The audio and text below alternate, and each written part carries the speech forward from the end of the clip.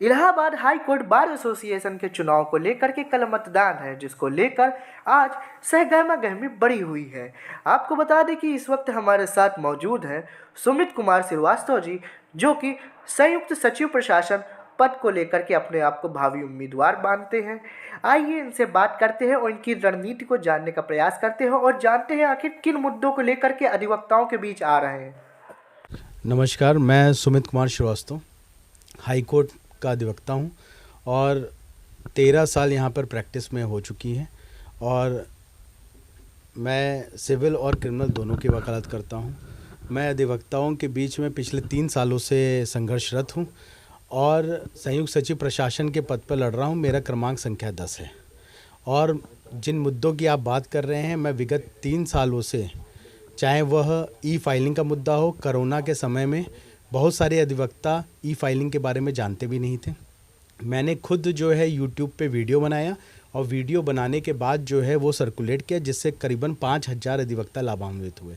उसके बाद चाहे वह एनआईसी का मुद्दा हो, चाहे ट्राइब्यूनल का हो, ट्राइब्यूनल में हमारे बहुत सारे जो स्टेट में बहुत सारे ज़िले थे, वो जो है भेजने की साजिश हो रही थी, उसमें भी हमने बढ़ चढ़ के हिस्सा लिया था।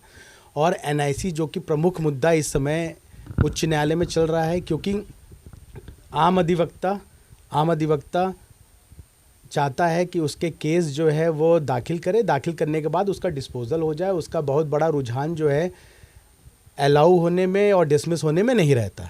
लेकिन इस समय की परिस्थितियां ये हैं कि दाखिल करने के बाद उसका नंबर ही नहीं आता है। उसका नंबर दाखिल करने के बाद 3 महीने, 4 महीने, 5 महीने में आता है।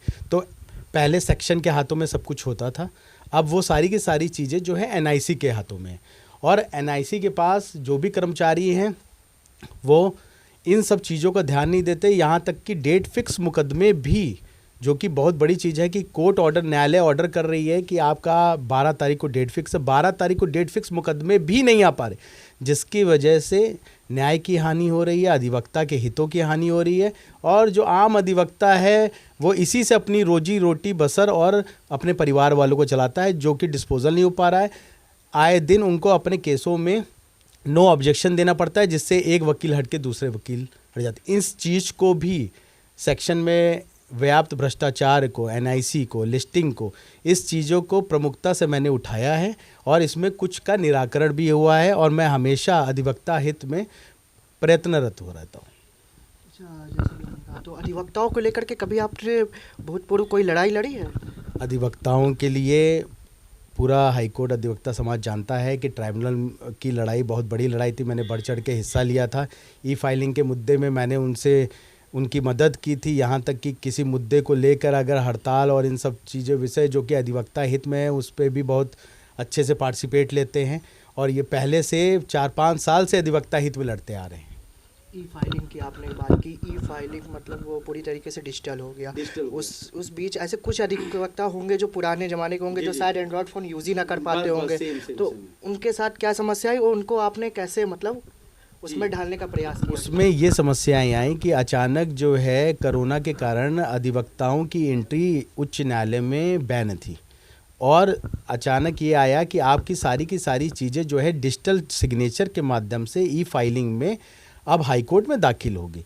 तो बहुत सारे अधिवक्ता ऐसे थे जिनके पास लैपटॉप नहीं था और सिस्टम नहीं था, तो हमने ये बताने की कोशिश की कि अगर आपके पास एंड्रॉयड फ़ोन अवेलेबल है तो आप हमारे वीडियो देख के उस माध्यम से भी, जैसे आप स्टैम्प कैसे कर सकते हैं, आप ई फाइलिंग में कैसे स्कैन करके पीडीएफ फॉर्मेट में चेंज करके जो है आप हाई कोर्ट की साइट पर दाखिल, इसका पूरा विवरण मैंने अपने वीडियो में दिखाया, जिसमें कम से कम नहीं तो 5000 अधिवक्ता जो है वो लाभान्वित हुए और उसकी मदद से आज भी पूरा उच्च न्यायालय मुझे जानता है। हमारे चैनल के माध्यम से आप अपने अधिवक्ताओं को कुछ संदेश देना चाहते हो?